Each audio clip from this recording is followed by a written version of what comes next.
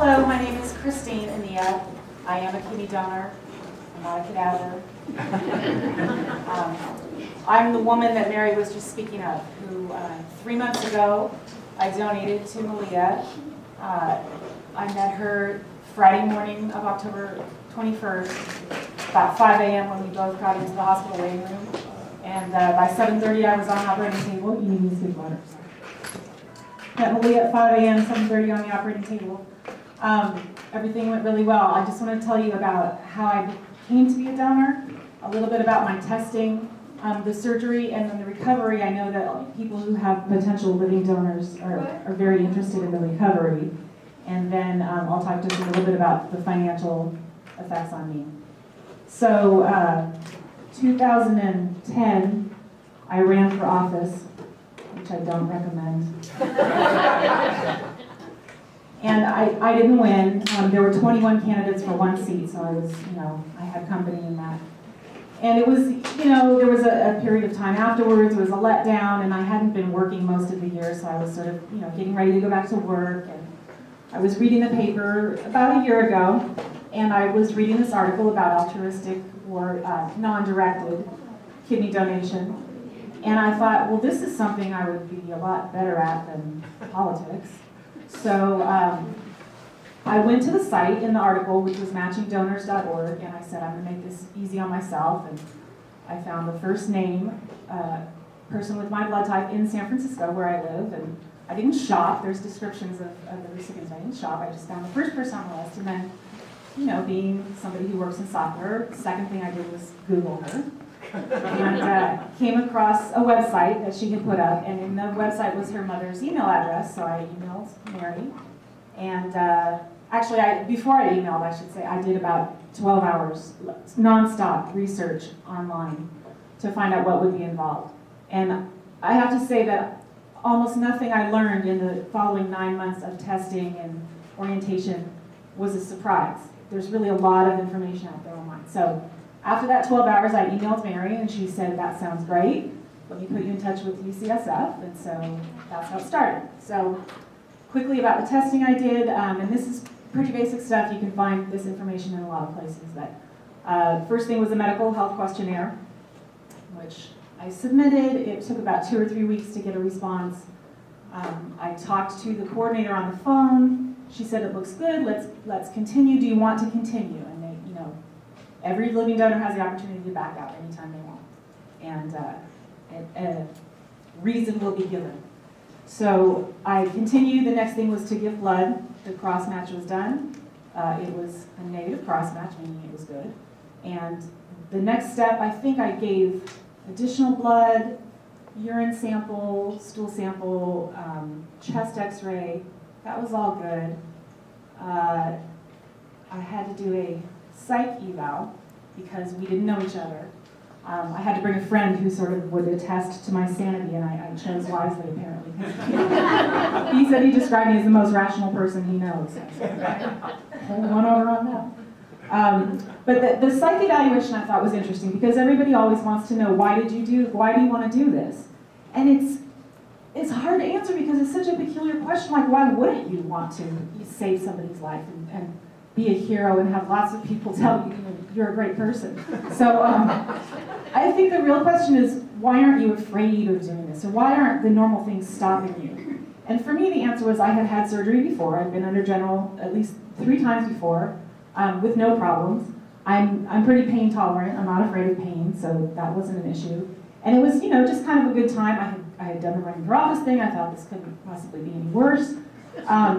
And it was good. It was good timing. So, and it had occurred to me before. I actually had a friend who'd been on dialysis, and I offered at that time, and he said, "Oh, I couldn't possibly." And he ended up going onto the list and got a cadaver kidney. But it wasn't the first time it had occurred to me. So, past the psych evaluation, we did the EKG, and that came back abnormal, which was a bit alarming. So I sort of pushed in and said, "Well, what could this result possibly mean?" And they said, well, you might have long QT syndrome, which is the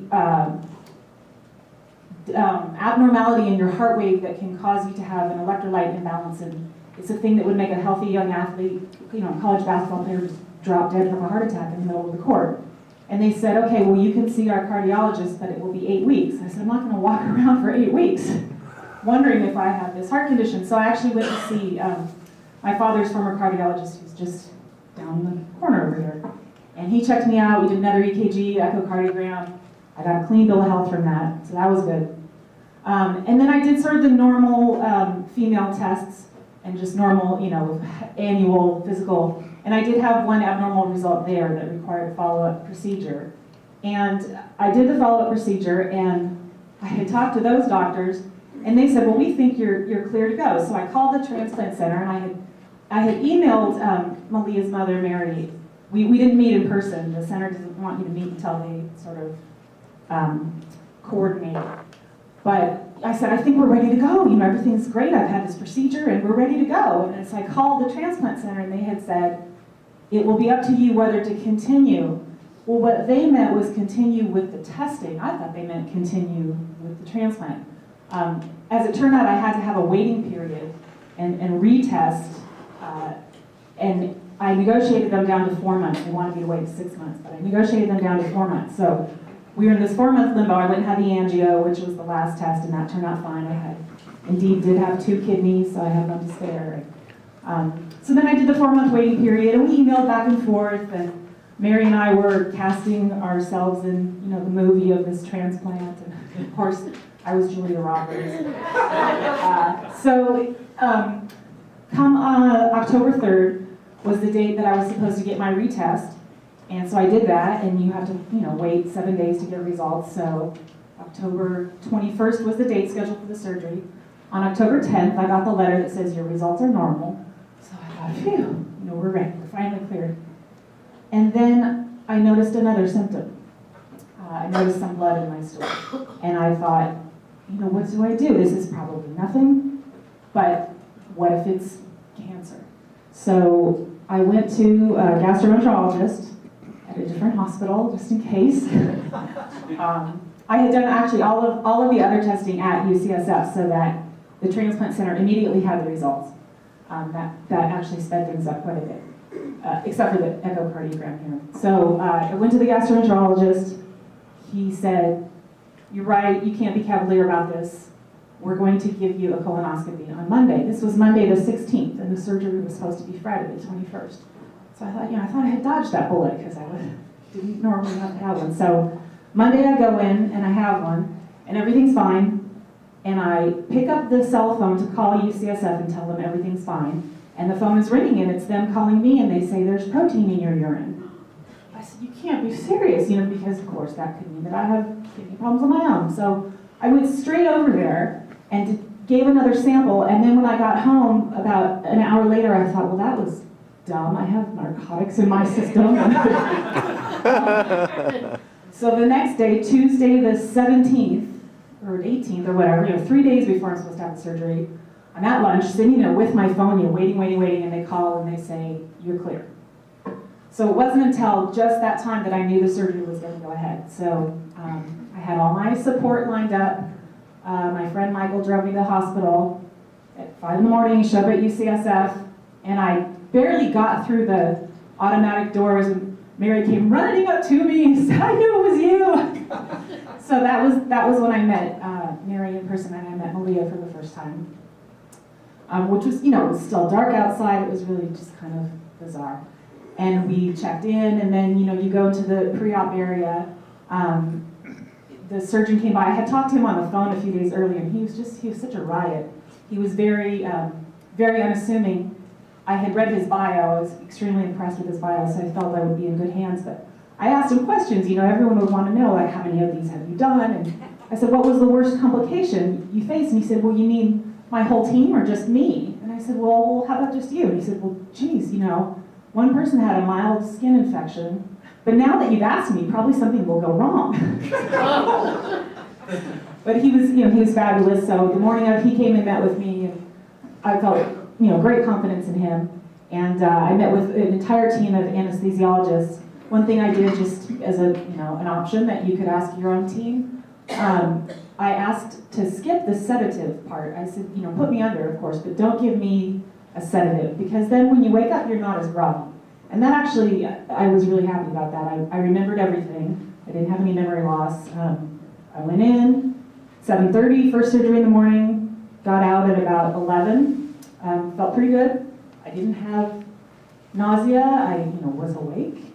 I went into the intermediate care, or the post-anesthesia care. I had a nurse right next to me. I can just tell you this woman was very good at her job, and absolutely the right job for her. She was so comforting and so wonderful. It did end up taking until 9 o'clock that night for me to get a room, which is a little unusual. Turns out they had put me on the floor, not with the other kidney patients. And I did end up participating in a protocol related to some rejection tests, and in order to do that, they would have had to have me on the kidney floor, and so I thought I had a room, and then the room went away. And so during that time, I thought, well, one of the really important things to do after you have the surgery is to get up and walk around. And so I said, well, let's try standing up. So I punched the little, automatic pain drip thing, and I stood up, and that was okay. It was pretty painful. And then I tried to walk, and then I just, got a huge wave of nausea, and I ended up sitting back down, and I said, well, all right, we'll hold off. Other sort of aspects of that day, you're very thirsty. I was very thirsty. You're on an IV and a catheter, and you have the pain drip, and you have oxygen. As long as you're on the pain drip, you have to have oxygen. So I was very, very thirsty. And I will just say that one of the best moments of that day was when I was allowed to graduate to clear liquids, and I got an orange popsicle, my new favorite food. So about 9 o'clock, I got transferred to my room.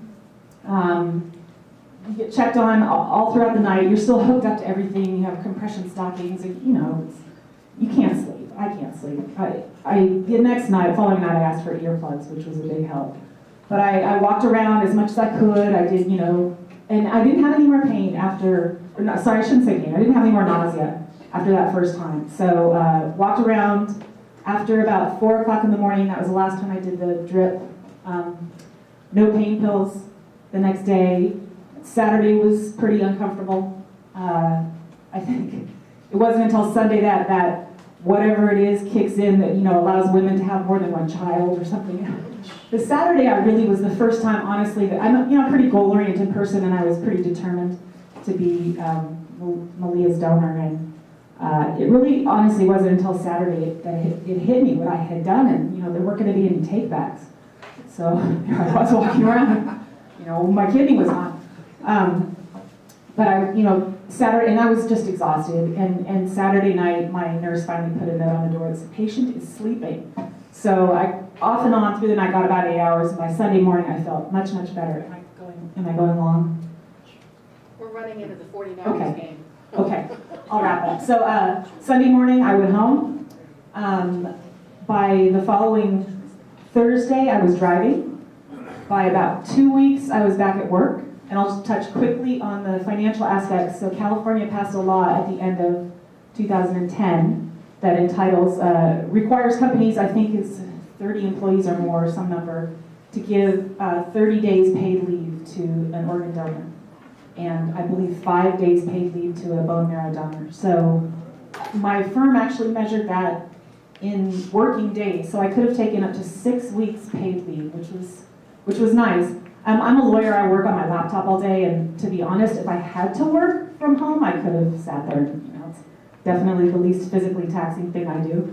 But I took the 2 weeks. I actually took a few days of leave before, just with the colonoscopy and all kinds of other crap, but you have to fast and all that stuff. But so financially it turned out fine, and then the recipient's insurance pays for everything. The only thing that I ended up paying for was the BAAKP, because I couldn't wait, and that was, that's just my own impatience. So everything went well. I don't know if Malia is going to have a chance to speak, but I'm certainly here to answer questions, and if there are any potential donors out there, or if any of you are a patient who has a donor who's on the fence, get my number. I am happy to answer any questions that anyone has. Thank you.